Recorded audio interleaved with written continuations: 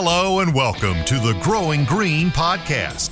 Your host, Jeremiah Jennings, is the owner of Growing Green Landscapes in Birmingham, Alabama, and has a passion for growing the entrepreneurship community for those who are young in business. Being a business owner isn't easy, especially in the early years, and that's why in this show we dive into a wide range of topics covering all the challenges small business owners deal with. Even if your company is generating $1 million or more, the stories from our great guest and Jeremiah's own firsthand experiences will propel your business forward. And now, here's your host, Jeremiah Jennings. What's going on, everybody? Thanks for tuning in to another episode today here on the Growing Green podcast. This is your host, Jeremiah Jennings, and man, am I excited for you today. This is going to be a really fun episode. We have a great guest interview with John from Green Foundry. Is joining us this evening, coming in off a full days of work. I know you probably had a full day as well. Just finished feeding baby Jack. Like, it's crazy life schedules right now. Been wanting to set this up for a while. We finally got it in, and I think this one's going to be packed with value. So, John, how you doing this evening, buddy? Great, man. I really appreciate you having me on. I know that got a lot going on in your life, like we all do, and like you said, long work day, but been wanting to get on with you. Really feel like we could shed some light on some people's business tonight in a real compact way. Yeah, absolutely, man. Well, I think what we're going to talk about today is, so if you haven't heard of John, Green Foundry Co., a lighting company that, and we're going to let John go into that more as he tells his story of kind of what he's got going on, and then how that can apply to all of us out there as the installers and the contractors. But me and John connected on social media, I don't know, months ago, it feels like. Connected and just kind of DM back and forth, and then finally got this set up. And so we've talked a little bit about some lighting that we're looking to do for our business as well, wanting to start some lighting installs, and just I think this is going to be of great value. I know you've been on Caleb's podcast a couple times. I don't know of any others. That's the one that I've heard you on. I'm sure you made your rounds other places as well, but I know you can bring a lot of value. And John, you talk fast, you come bring a lot of energy, and I love it. So I'm excited, and I just want you to kind of take it away. Tell us about Green Foundry and what you can do for the contractor out there to help them make more money and start upselling and adding lighting into their business. Sure. Really appreciate you guys having me on. I definitely, appreciate talking to you and spreading the word of lighting and value that it brings. But in particular, kind of a little bit about Green Foundry. So we're a wholesale distributor, business to business. We work directly with the contractors. Currently, we're operating with customers in 33 states. So we are not your traditional brick and mortar. We work in a little bit different pandemic accelerated our business a little bit because we were kind of already set up for a lot of this shipping and not having people coming into stores. So that's kind of our business model. We kind of do like a touchless service. So we're full service. We'll walk you through stuff. We'll give you lots of help. We'll give you no help depending on what you need for lighting and fire. But we're really enthusiasts, and we really want to elevate the game. Like all true business owners that care about their business, they want to make more money, but they want to elevate the game. They don't want to do bad work. No one wants to be known for doing bad work. So, that's kind of a little bit what we do, and how you and I connected. Like you said, it felt like it was almost 6 months ago now, but I've been trying to link up, and you were looking into some lighting and adding that to value for your company. So basically, we've started our connection by me providing a service for you and seeing if we can get that extra line item sold for you on a job that I believe you were bidding recently. Yeah, man, it is something that I'm interested in. We have a long way to go. We actually didn't even end up getting that job, so kind of fell to the wayside there, but we are definitely going to keep doing it. In any of our landscape or softscape installs that we're doing here in the fall, and then especially in the spring next year, lighting is going to be a big push for me, and it's something that I really don't know anything about. So what I really want to do in this podcast is I don't want it to be a pitch fest for Green Foundry. I don't think you want it to either. I think we want this to be educational for guys out there who have contract businesses, and we're helping homeowners and other people that do commercial as well, but we're helping people improve their landscapes. And it's something that we do all this work. We spend $10,000, $15,000. The customer does. Why would you just want to see that during the day? Why they want to be able to see it at night when they have friends over to host a party and all that stuff. So it's a thought that really never went through my mind as a young entrepreneur, young business owner in the green industry. And it's been brought to my attention as something that we need to start pushing more. So I think I want to take this show and kind of apply it and maybe give some tips on ways to upsell lighting for the guys like me, the guys that are out there who have maybe 2 to 5 team members on their crews, a smaller, $200,000 to $500,000 business, something like that. We do a lot of softscape installs, things like that. No really hardscapes, and if you do hardscapes, either way, you still should be putting lighting in. But for me, that's just not what we do. So that's not something that really applies to me. But I know there's a lot of guys who mow, blow, and go, and then they try to put out mulch and things, just do basic plantings, things like that. Well, lighting is not out of your realm of doing. And like for me, I always thought, well, it is. It's hard. I don't know how to do wiring. I don't know anything about electricity. I don't know anything about electrical. I don't know how to put a transformer up. I don't know any of that stuff. And then we sat here and we had a call for an hour one day, and it was like, oh, shoot, I could do this. Like, this isn't hard. I can do this in a couple hours.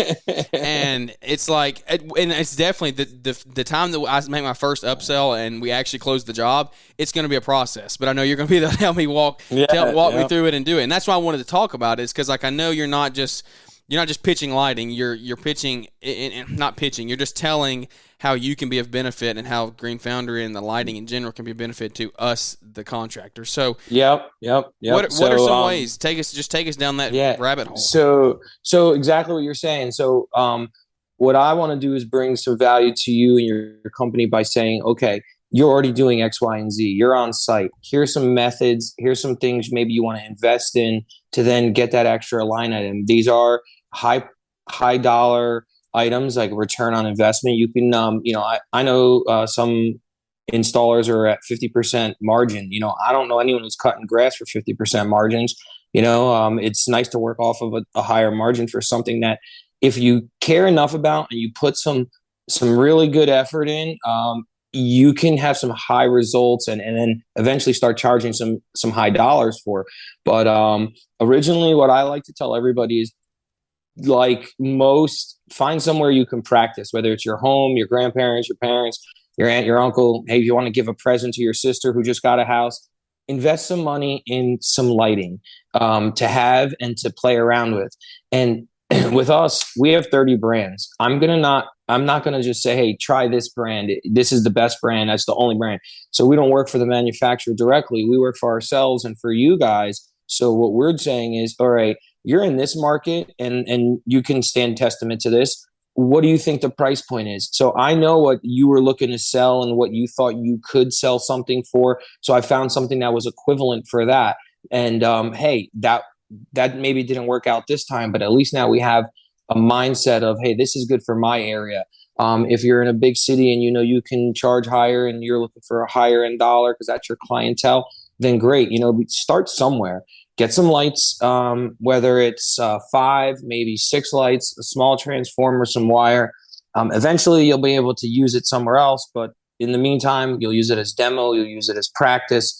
You'll set it up at someone's house while you're starting their fall cleanup and you're starting your pruning. The first thing you do is you set up some wire above ground. You kind of just, you're not burying anything.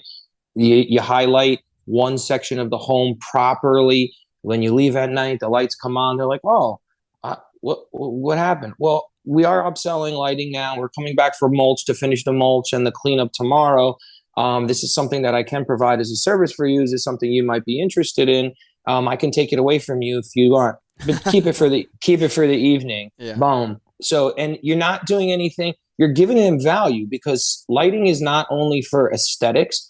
It truly brings safety and security to the home, and it can bring increased value to the property. Mm-hmm. So, you're doing multiple things here, and it's really good to try this and start with existing customers, because they trust you, your work, your value. You're willing to work with them. They're willing to work with you a little bit more, and kind of make your, as they say, make your bones that way. It's a good starting way to dip your feet into it. I definitely think some extra lights at home to demo and to show, not so much to let them pick like choices as samples, but really to show what you can do with it when done properly. I think that's important, really, to get started. And then just leaning on some people that that are already doing it for some advice. Myself, Chase works with me, how I work for at Green Foundry. Anyone that's in your circle, I know a lot of guys are now starting their own like peer group circles. Reach out to someone else, and if you have genuine, if you're genuine about what you're doing, people are willing to help you. So I'm always a firm believer in that, and I'm always willing to help. As long as I'm helping you to achieve a goal to then you can do it on your own. It's not, hey, I'm just doing this for you. No one wants to continue to do something. They want to teach them to do it. Yeah, no, 100%. I think that's really good advice. The demo thing is intriguing to me. What is the entry? What is like a base level entry price pricing that maybe the contractor would have to invest to start this? So, like you're saying, just a demo kit, something like that. What are we looking at? What are guys looking at if they want to just think about getting into it, start showing it off to their customers, and saying, "Hey, this is something we could do."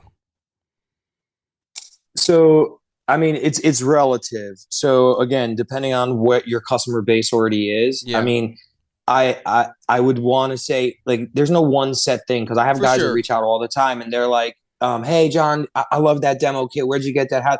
So I really like to customize it. So to me, that's more important. So what are you looking for? Let's get you those lights. You buy those lights, you put them in your kit, and we can, facilitate that and walk that through. But in general, I would say minimum contractor pricing, you need to be at least $1,000. Be willing to spend minimum $1,000 Okay. to get a good, and I don't want to say a good, but at least get your feet wet, get you something. If I was to say what would be ideal, I would say if you could budget two, that'd be more than enough. And then Awesome. you fill it in there. It could go as low as 12, 15, it depends. But I would say, that would be a good starting point. And again, customize it, but still make it useful. You're not going to go crazy and have 5 different path lights and all different color shades and all different light temperature. You're going to try to still make it look where it can kind of be cohesive. But you're going to really focus in on like, uplighting, wall washing, things of that nature, so that you can really highlight the specimens that you're trying to show. Hey, look, this is how I do the house, the right way to highlight a house. And maybe you can say kind of what we talked about, how I showed you how the homeowner already had lights versus what I was thinking on that home that we spoke of. Yes. Yeah. So he had 2 lights and they were just blaring on his house, and it was a little bit intense. Yes. And it was better than no lights. But what I said was, hey, let's do 4 because of the distancing on the home, or I believe 3 on the one section and 4 on the other. Yep. And really go a little lower tone, even out the light, really get a nice wash where it's not looks like you're at a parking lot, safety. Yeah. You're looking at someone's home and you could see the texture of the brick. I remember at this home actually has a brick facade on it. Yep. So something like that, I think, is more than plenty, and that would even allocate some dollars for some very simple tools. But most tradesmen should have some sort of wire stripper. They usually do. There's some that I prefer. We offer those as well as far as ancillary items. So if you're looking to get started, we could really get you, a package sent out basically, and you could get yourself out on a property within hours of receiving the package, and then setting up a demo, for a homeowner. That, depending on where you are in the US and where the stuff was coming from. Yeah. But I think that's definitely a good starting point. And then really looking at design, like looking at aerial views of properties and just putting some thought behind it, not so much overloading properties when you're designing it with light. It's not about, hey, I put on 80 fixtures on this property. Well, that's nice. Were they placed properly? Were they adjusted properly? Did they have the right wattage, the right angle of light distributed on the trees, on the facade? That's more important. I'd rather see someone, do 40 lights and light up the certain key areas properly, not light up 80 different objects. Use those same 80 lights and focus them in on 40 objects, 2 per, or something of that nature. So that would be something I'd give as a tip and something to kind of get you started. And then, from there, sky's the limit. There's courses, there's instructors, there's some really good people out there. Yeah.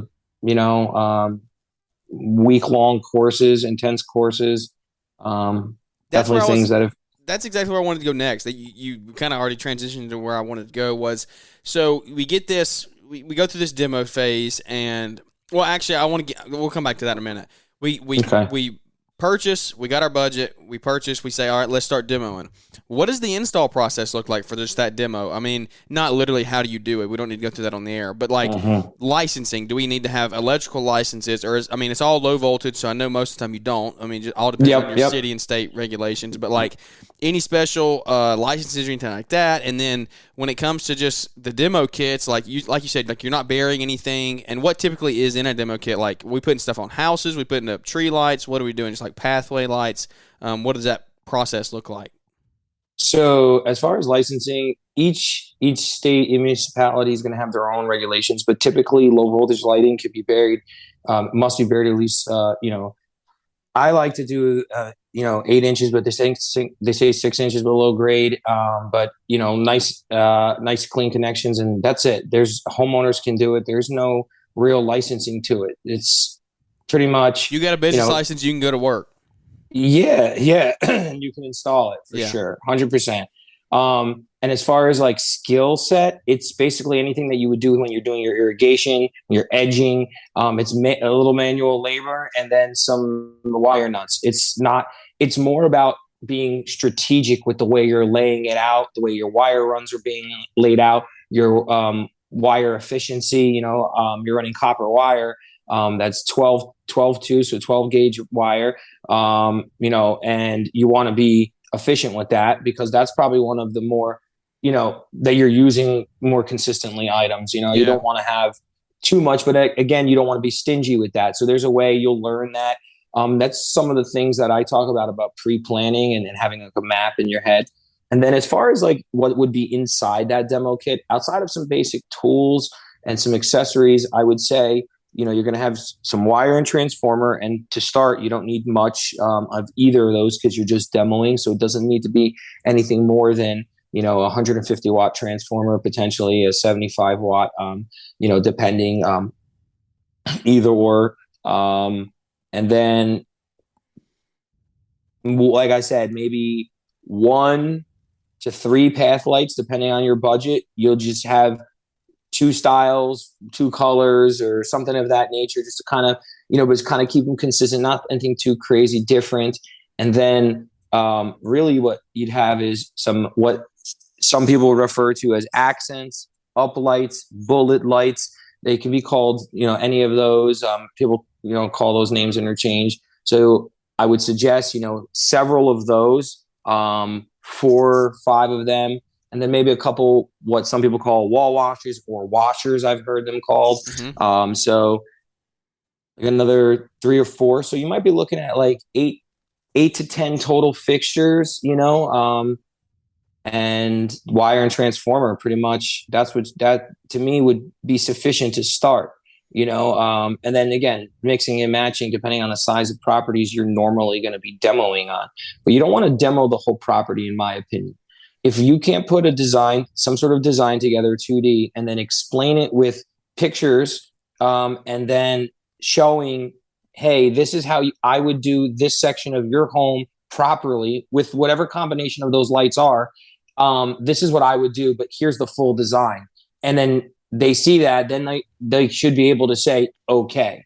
Now, I know some other people are a different school of thought where they are strictly lighting companies and they have demos and they have enough lights that are on demo kits that they can run out and light up your property in a couple hours above ground and flip switches. And hey, this is what it could look like, minus some aiming. And then they sell it that way and they're good at it. They're efficient. They do really well. And, that's one way to do it, but that's a different investment. That's someone who's doing strictly lighting or a lot of lighting. So some people don't demo at all. They're beyond that. They're like, here's my design. Here's my past work. This is what I know I can do, but you got to get started somewhere. And I think small demo kit, highlighting some key areas or some key plant material on the property, just showing how it's done right. And then, I think that's the sell. And if, for those that are doing hardscaping, maybe you mix in maybe one less house light, wall wash light, and maybe you do undercap hardscape light that people are using for steps, for under bar caps, under seating walls, something like that. Maybe you get 2 or 3 of those, and those, when you're building your wall, maybe you install them before you glue the cap, lay the cap on top so they can see it and say, hey, I'll see you tomorrow. And then that's I've seen lots of people do it that way, and it works well, because a lot of times lighting is overlooked. But if I would say anything, put it on the front end. Think about it ahead of time when you're pitching them. Include it, have your line item, and at least get that conversation started. That's the biggest mistake that people are losing out on lighting, is they wait to the end and there's no more budget left on the project. Yep. And that is incorrect. Yep. I think that's one of the main reasons I lost that last job that you were helping me on, is because we waited too late to do it.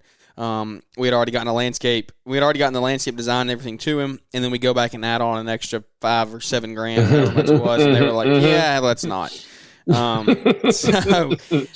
yeah. Whereas if you had it itemized out at the beginning, right? And we had the full Monty at the 55. I think we settled on 55, and that was perfect. Yeah. And that would have been what you were installing it to him for, and he would have been having all the material, and all that good stuff. It would have been out the door, which was really good, I thought, too, because of what I believed it should have taken. But again, we'd work through that. But that job, if you had it itemized, he might have been like, nah, that seems like a lot at the beginning, and then maybe reduced it. And then as the project went on, may have added it back, versus not even seeing it and understanding it. And I mean, I've seen many times when I put it on an estimate in the past, or contractors have, people don't even look at it. They're just like, oh, lights? I didn't even think about that. Sweet. Awesome. Yes. Yep. And they check it off, and they're like, okay. Within reason. Again, it depends on the budget, the customer, your customer base. I have some guys that are out in Kansas that I work with, Wisconsin. So we're not just talking about big cities where people are spending money if you're doing it right, and there's a right way to do it. You can still do a quality install and a quality job of lighting. You don't have to have the highest end fixtures, but again, you're not going to give inferior quality just based on that. You're still going to give good quality fixture. You might just have to phase it out. But that's one of the things that's nice about lighting. You can add more to systems very easily. Yeah. Yeah, no, that's really good. I think what you said in there, you just kind of blew through it, but you said they don't even think of it most of the time. And because that's exactly what I said in the beginning. Like, it's not something that I don't feel like lighting is like dominant. I don't think it's a dominant thing, because I think it's at night. Like, people see it at night. So like the majority of the people that drive by the house are never going to notice it. But the ones in their neighborhood, friends they bring over, it's going to make a difference for them. So, but like, it's just not something that I've ever really thought about doing in previous years of my business. And I think what you're saying is like, same thing. Homeowners wouldn't really that wouldn't be the first thing that comes to mind. They're thinking plants, trees, mulch, pine straw, whatever, and lighting doesn't come. So I think you're saying is awesome. Installed in the beginning, or priced in the beginning, and go that route. So if you're doing a lot of lighting and you're listening to the show, I hope it's of some value to you. But I'm trying to make it a beginner's course, because I know I needed this, and it would have helped me. If I was educated, it would have helped. It would have saved some of your time. And I know you want to help other people. You want to teach people how. But let's go to literally the person who has no idea, because that was me when we had our phone call. I didn't know anything. I've heard 12-2 wire and strippers and transformers and wire nuts and all that, but I haven't done it. So I've heard the terms, but I haven't done it. So what is a way and I know you mentioned, you kind of went through this earlier. So there's 2 ways I want to go here. I want to go, how do we learn about the lighting? And then how do we get into learning the design of the lighting? So you said there's courses and you can get really in depth, but I know you want to help people, but you don't really want to help people like me who had no idea. Let's be honest. Come on. No. That's actually incorrect. So the way our business is set up, that is my wheelhouse customer, because the way that I work, I understand. I know a lot of people find that hard to believe, but I'm not from lighting. So I was handheld, and I was taught it, and I felt I was taught it so quickly. And I have gotten, I believe, so much better at it every year, every month, because of the tutelage, and the knowledge is out there. It's like anything else. I am obsessed with guys striping Bermuda. Like, I know that sounds crazy, but like I YouTube and Instagram the bleep out of it. Like for me, that's like I get fixed because I have Bermuda now. I'm always been into my lawn, my personal home lawn, and I'm just like I'm trying to get my Bermuda to be like golf course stripes. How are you striping it? Did you get your real mower? So I'm looking at the real mower right now. I have a John Deere in mind that it's like going to be a used one, but I'm not there. The lawn's not ready for it yet. So I'm still using my rotary Ego 56 volt electric, which is pretty good mower. I used to have a Honda, which was a beast gas, but I traded her in. It is a rotary though. Yeah, it is rotary. Okay. It's not real. It's not real. I know it should be real to really get it good, but I'm doing my best. You know, I'm a lighting guy. I'm not a lawn guy. But my point being is I'm into the lawn and I'm finding what I'm into. So if you want to find lighting, you'll find it. A lot of the manufacturers offer videos right on their site. There's so many YouTubes out there. There's so many online people out there. Now, there's some people out there that are, that may not know what you're looking for particular, but you can find that specific person. And that's one thing I think I also do. So maybe I'm not helping everybody with how to connect wires, how to design, how to price, how to, things like that. But I can connect people with other people. So that's a big thing of what we're doing, right? We're in the social media world. People are like, well, you're on social media and people are less social. No, you're wrong. People are more social. I've never thought I would talk to someone from Alabama or Kansas or Wisconsin. Like that was never in my head living in, New Jersey and then South Carolina. I never thought that would be the case, so we are being more social if you're using it the right way. So use those things out there. I know, time's not free, people, you can't lean on people for all that, but there are some people that you can invest in and that are, that'll help you out. That would be like a good start. Someone like myself, I feel like, again, I excel at that. But then there's courses. So there's a couple associations that have a yearly, I believe, gathering for 1 or 2 days, typically in Arizona or Florida. Excuse me. A lot of really good knowledge. I was there. I've taken the course. They offer several different courses for different levels. Then there's something that's, for next level, if you really, really want to get into design and the art side of that and the proper lighting and all these way too in depth to go into. There's a course that they hold over a week's time. It's called ILLI, so ILLI. We are a part of that association as well. I know Chase was on the board, and he has taken that course and learned a lot of stuff there. They give you probably every manufacturer that's out there is available for you to touch and work with different groups from around the country. 1 year was held at Oklahoma University, I believe the University of Oklahoma. So stuff like that is a way to kind of train yourself. Books, it's kind of tough to say. It's really, to me, it's a trial and error. It's not like throwing chemical where you're going to burn the lawn. It's a trial and error. It's like, all right, this is what I think should look good, but hey, maybe it's just not, it doesn't look correct. It looks a little too bright. It doesn't look bright enough. It doesn't look like it's covering the object that I'm trying to. So you want to look at it from all angles, all four sides. If there is 4 sides of viewing angles, those are some things, some ways to design, some tips that I've been kind of taught. I don't know if there's per se anything else. I hope that kind of answered your question. No, for sure. That's what I wanted is like, and I know you do want to help the uneducated customer. I didn't mean it like that, but I know like I want people to at least maybe find out what those basic terms are. Just go watch maybe a video or two, because like I just feel bad, and I know you don't mind it. I know that, but I just feel bad being like, hey, teach me everything at no cost. Like, and I know we're gonna purchase work and purchase product from you and all that down the road, but it's just like. I at least want to be an educated consumer, and so I think everybody else out there feels the same way. They don't want to just be hand-fed everything, at least. So, well, man, this is pretty good. We're already sitting at half an hour. It's just time is absolutely flown. I did not think it was going to go this fast, but it always does. I got really 2 final things for you. One is, what do you think like the biggest piece of advice is to somebody that you would give, if they haven't started yet, they're just like on the fence, they're trying to figure it out. Like, what is your biggest piece of advice? Is it just go out and do it? Like, what would you have to say to that business owner out there?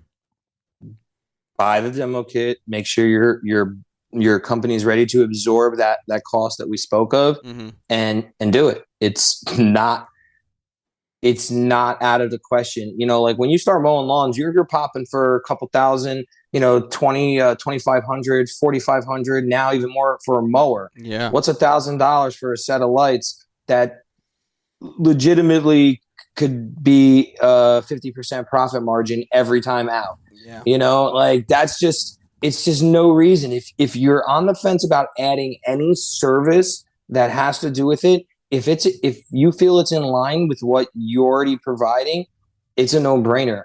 Irrigation, you should be doing lighting. If you're doing irrigation, you should be involved in lighting. And that means any level. So if you're just irrigation, you should do lighting. If you do landscape and touch irrigation, even if it's just repairs on the stuff that you move around, you should be doing lighting. It's the same tools. It's the same concepts. There's no reason you shouldn't be doing lighting.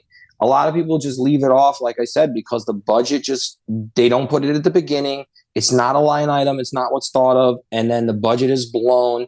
And then who's lifting up pavers and moving pavilions and replanting a 15-gallon blue spruce because you got to, run wire and all this extra stuff. Like, you know what I mean? Like, no one wants to do that. No one wants to pay for that. No customer's going to pay it on the backside.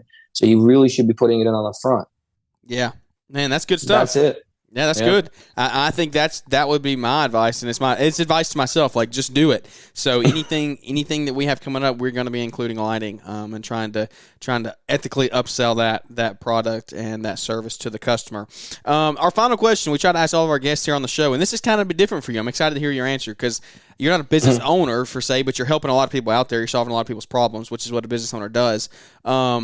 It's simply, what is your why? Why do you sell lighting to people? Why do you help contractors get that side of their business set up?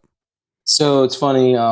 Recently, as you mentioned, I was for the second time returning guest for Caleb Alma's Kid Contractor podcast, and this kind of came up, but indirectly. And then I had my sister, listen for once, and I was like, "Hey, can you give this a listen? What do you think?" Because it's not about lighting; it was a little different. And she's always been like a mentor to me. She's my older sister. And she's like, it was really good.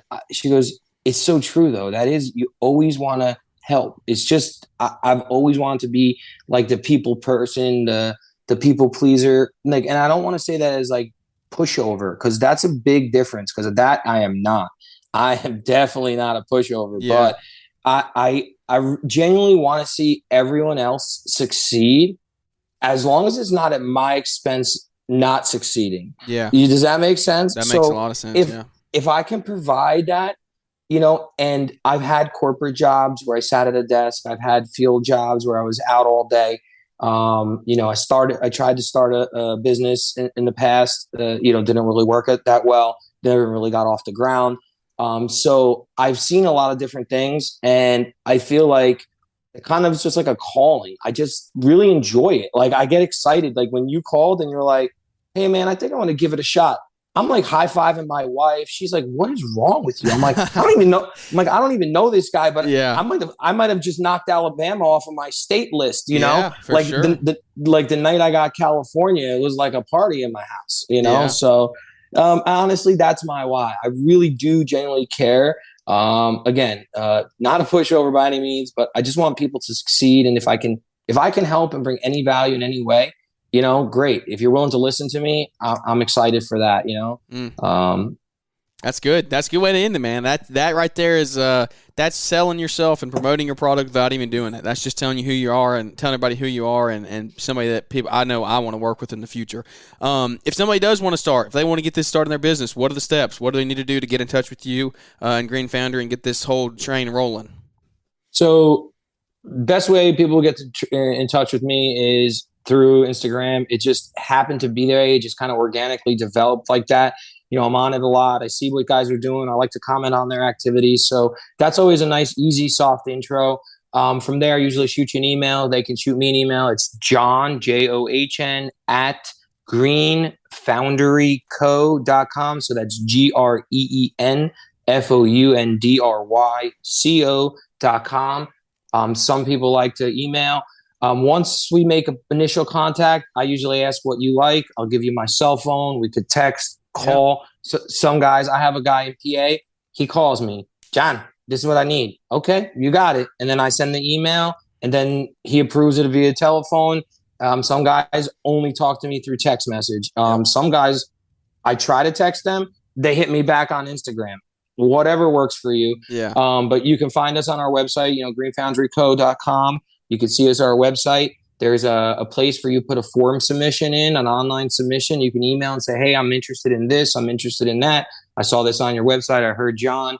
I don't really want to talk to him. Is there someone else? Because I like what you're doing, but I don't want to talk to him. Yes. He talks too fast for me. You talk too fast for these guys down in the South. You've been in South Carolina long enough. You should figure it out by now.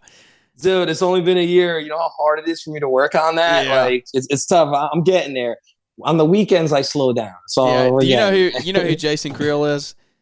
I see him through the social media. Through the web. That if you try talking to Jason Creel, he would literally have to put you in like slow motion. Like he talks like this. He's from the South. He's a good old boy. And we all love Jason. I love it. Hey man, I need that. I need that in my life. Part of me moving here was a big part of that is got to slow down, got to enjoy, smell the roses and enjoy life as well as work hard at the same time, to be able to enjoy that. Yeah. But yes, you can find me at the normal platforms, website, email, like I said, whatever works for you works for me. Yeah. Again, very easygoing. I'm usually pretty responsive. I do like to give, like you said, I just want to say a lot of information, but I'm never looking for an instant response, right? You know that. You can speak on it. I may have texted you like 5-6 texts in a row, lots of dialogue. That's 100% true, yeah. And then like 3 days later, you're like, hey, man, all right, this is cool. And I'm like, all right, I know you're in the field. I know you're busy. I'm not looking for an answer. Yeah. But you asked me for info, so I'm giving you the data as soon as I get it. Whether it's in the middle of the night, first thing in the morning, 10 days later, as soon as I can get something, I try to pass it along so that you and your customer can make that educated decision. But yeah, I do appreciate your time. I really appreciate coming on these podcasts. I have a lot of fun with it. Really, really appreciate it. And good luck to you. And again, good luck with the baby. Thanks, man. No, I appreciate your time. We need to do a catch up. Maybe if I can finally land one of these jobs, we'll do a debrief of the job and kind of how the job went with us. You helping me through it and things like that. Maybe I would love that. That would be good to help somebody else out there. Be beneficial to them. But John, thank you so much for your time, man. It's an honor to have you on here. Thanks for just coming on and sharing your wisdom and your thoughts and helping somebody else out there. Guys, if you wanted to reach out to John, there's all your info. He gave it to you there. We'll put his Instagram in the show notes. You can just click the link, shoot him a DM there, and get to know him and add this hyper profitable service to your business. I think you can do very well, and it could be transformative for your business if you really wanted to and you want to take it to the next level. So without any further ado, that's going to wrap this one up, and we look forward to catching up with everybody here on the next episode. Thanks for tuning in to the Growing Green podcast. It is an honor to have you listening, and we hope you receive valuable advice to help take your business to the next level. Don't forget to follow the podcast so you'll be notified when our next episode drops.